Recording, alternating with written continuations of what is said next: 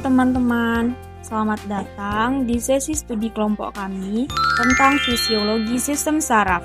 Sistem ini adalah pusat kontrol tubuh yang mengatur semua aktivitas kita, mulai dari bernafas tanpa sadar hingga berpikir dan bergerak secara sengaja. Secara umum, sistem saraf dibagi menjadi dua bagian utama. Pertama, sistem saraf pusat atau SSP yang terdiri dari otak dan sumsum tulang belakang, serta sistem saraf perifer atau SSP yang menghubungkan dengan seluruh tubuh. Biar lebih jelas, kita akan bahas mulai dari gambaran keseluruhan, lalu unit dasarnya, dan akhirnya bagaimana sinyal bisa berpindah. Mari kita mulai dengan penjelasan tentang sistem saraf secara keseluruhan. Ya, saya akan menjelaskan struktur besar sistem saraf dulu, agar kita punya gambaran yang benar. 1. Sistem saraf pusat atau SSP. Ini adalah otak dan otak kecil dari seluruh sistem yang bertugas memproses semua informasi. Terdiri dari dua bagian, yaitu otak, berada di dalam tengkorak, terdiri dari korteks cerebral, bagian terluar yang mengatur berpikir, gerakan sadar, persepsi warna atau suara atau sentuhan, dan bahasa. Selanjutnya otak kecil, berada di bawah korteks, mengontrol koordinasi gerakan dan keseimbangan tubuh. Selanjutnya batang otak, mengatur fungsi vital yang tidak kita sadari seperti detak jantung, frekuensi pernapasan, dan refleksi menelan. Selanjutnya sistem limbik, mengatur emosi, memori jangka panjang, dan homeostasis tubuh seperti suhu dan nafsu makan. Selanjutnya sumsum tulang belakang, berada di dalam tulang belakang, berfungsi sebagai saluran komunikasi antara otak dan tubuh bagian bawah. Juga menjadi pusat refleks cepat. Contohnya ketika kita menyentuh benda panas, tangan langsung tercabut sebelum kita merasa sakit karena sinyal diproses langsung di sum tulang belakang. 2. Sistem saraf perifer atau SSP. Ini adalah jaringan saraf yang menyebar ke seluruh tubuh untuk menghubungkan SSP dengan semua organ dan jaringan. Dibagi menjadi dua jenis, yaitu sistem saraf somatik. Bagian yang bisa kita kendalikan secara sadar, misalnya ketika kita ingin mengambil gelas air. Sinyal dari otak dikirim melalui saraf ini ke otot lengan kita.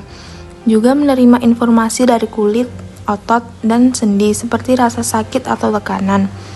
Selanjutnya sistem saraf otonom, yaitu bagian yang mengatur fungsi tidak sadar, dibagi menjadi dua bagian yang bekerja berlawanan, yaitu sistem simpatis, aktif saat kita stres atau menghadapi bahaya, membuat detak jantung cepat, pupil membesar, dan memberikan energi tambahan respon, bertarung atau melarikan diri.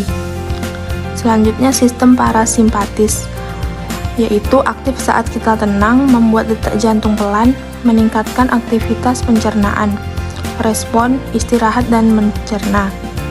Jadi, intinya, SSP sebagai pusat pemrosesan, dan SSP sebagai penghubung ke seluruh tubuh. Struktur dan fungsi sel saraf. Yang pertama, neuron atau sel saraf. Ini adalah sel yang bertugas mengirim dan menerima sinyal. Struktur neuron disesuaikan dengan fungsinya. 1. Dendrit, cabang kecil yang berada di awal neuron. Fungsinya menerima sinyal dari neuron lain atau dari reseptor sensorik di tubuh. 2. Badan sel atau soma, bagian tengah yang berisi inti sel. Fungsinya mengolah dan mengintegrasikan semua sinyal yang diterima dari dendrit. 3. Akson, serabut panjang yang keluar dari badan sel. Fungsinya membawa sinyal keluar dari badan sel menuju bagian akhir neuron. 4. Selubung mielin, lapisan lemak yang melapisi akson. Fungsinya mempercepat transmisi sinyal dan melindungi akson. Ruang kosong antara setiap segmen mielin disebut simpul Ranvier. 5. Terminal akson, bagian akhir akson. Fungsinya menyimpan dan melepaskan zat kimia untuk mengirim sinyal ke neuron atau sel target berikutnya. 2. Jenis neuron sesuai perannya. 1. neuron sensorik, menerima informasi dari tubuh ke SSP. Misalnya, neuron yang membawa sinyal rasa sakit dari kulit ke sumsum tulang belakang. 2. Neuron motorik, membawa perintah dari SSP ke tubuh. Misalnya, neuron yang membawa sinyal dari otak ke otot agar berkontraksi. 3. Neuron interneuron, hanya berada di dalam SSP, menghubungkan neuron sensorik dengan neuron motorik dan bertugas memproses informasi. 3. Sel glial. Ini adalah sel pendukung yang tidak mengirim sinyal, tapi sangat penting. Yang pertama, memberi makan neuron dengan glukosa dan oksigen. Yang kedua, membentuk selubung mielin pada akson. Yang ketiga, menjaga keseimbangan zat kimia di sekitar neuron. Yang keempat, membentuk batas darah otak yang melindungi otak dari zat berbahaya. Jadi, neuron sebagai pembawa sinyal dan sel glial sebagai pendukungnya. Sekarang kita akan membahas bagaimana sinyal bisa berpindah dari awal neuron ke neuron berikutnya.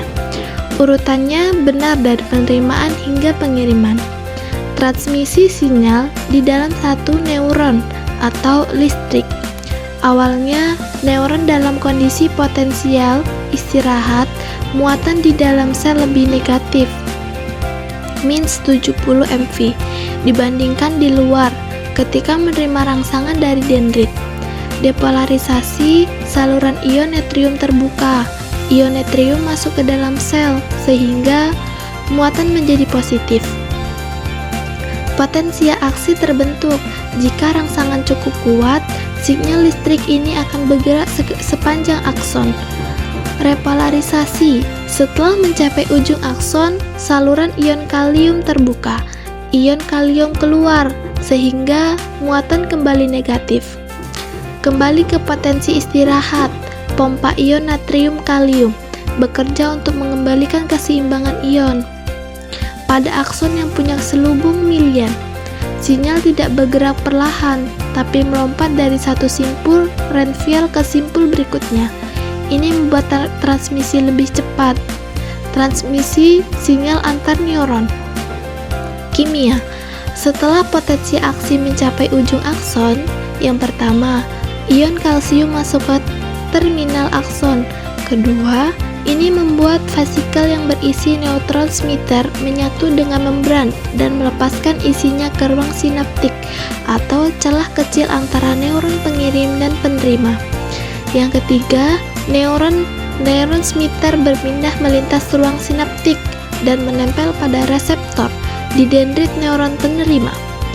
Keempat, jika cukup kuat, neuron menerima akan menghasilkan potensi aksi besar dan sinyal akan terus berpindah. Ketiga, jenis neurotransmitter. Eksitosi membantu neuron penerima menghasilkan sinyal. Inhibitoris mencegah neuron penerima menghasilkan sinyal. Contohnya, GABA untuk menangkal sistem saraf. Modulatoris mengubah respon neuron terhadap sinyal lain. Contohnya, sorotan untuk suasana hati. Setelah bekerja, neuron transmitter akan diambil kembali oleh neuron pengirim, dipecah oleh enzim atau larutan ke dalam cairan sekitar agar tidak bekerja.